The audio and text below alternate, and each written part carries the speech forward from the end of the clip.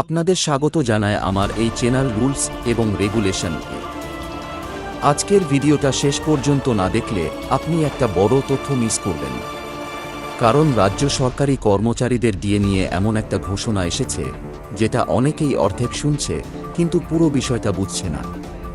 আসলে কত বাড়ছে, কবে থেকে বাড়ছে, হাতে কত টাকা আসবে, আর ভবিষ্যতে আবার বাড়বে কিনা, সব উত্তর আছে এই ভিডিওর শেষে। প্রথমে একটা কথা পরিষ্কার করি, এই ঘোষণাটা সাধারণ আপডেট না, এটা সরাসরি বেতনকে প্রভাবিত করবে। ডকুমেন্টে বলা হয়েছে 2026 সালের 1 এপ্রিল থেকে সরকারি, আধা সরকারি কর্মচারী, শিক্ষক, অশিক্ষক কর্মী এবং পেনশনভোগীদের জন্য অতিরিক্ত 4% দিয়ে বাড়ানো হবে। শুনতে 4% ছোট মনে হতে পারে, কিন্তু আসল বিষয়টা এখানে না। আসল বিষয় হচ্ছে এই 4% আপনার হাতে কত টাকা আনবে।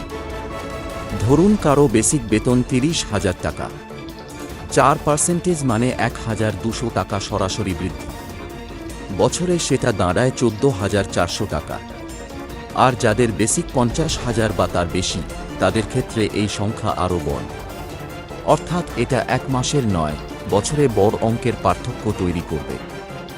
এখন আসল প্রশ্ন, কবে থেকে হাতে পাবেন? এখানেই সাসপেন্স আছে। ডকুমেন্ট অনুযায়ী কার্যকর হবে 1 এপ্রিল 2026 থেকে, কিন্তু সরকারি পেমেন্ট সিস্টেম অনুযায়ী অনেক সময় প্রথম মাসে পুরো টাকা হাতে আসে না, পরে এরিয়ার হিসেবে একসাথে দেওয়া হয়। মানে আপনি একদিন হঠাৎ দেখবেন একসাথে বাড়তি টাকা ঢুকেছে। এটা অনেকেই আগেভাগে বোঝেন না। সরকার কেন এখন দিয়ে বাড়াচ্ছে? কারণ মূল্যবৃদ্ধি, বাজারের দাম বাড়ছে, জীবনযাত্রার খরচ বাড়ছে। বিয়ে আসলে সেই চাপ কমানোর একটা সুরক্ষা।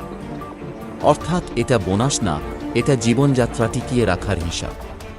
এখন সবচেয়ে গুরুত্বপূর্ণ অংশ, ভবিষ্যতে কি আবার বাড়বে? ইতিহাস বলছে বছরে সাধারণত 1 বা 2 বার দিয়ে রিভিশন হয়। যদি কেন্দ্রীয় সরকার আবার দিয়ে বাড়ায়, রাজ্য সরকারের উপর চাপ বাড়ে। তাই ভবিষ্যতে আরও বৃদ্ধির সম্ভাবনা পুরোপুরি উড়িয়ে দেওয়া যাচ্ছে না।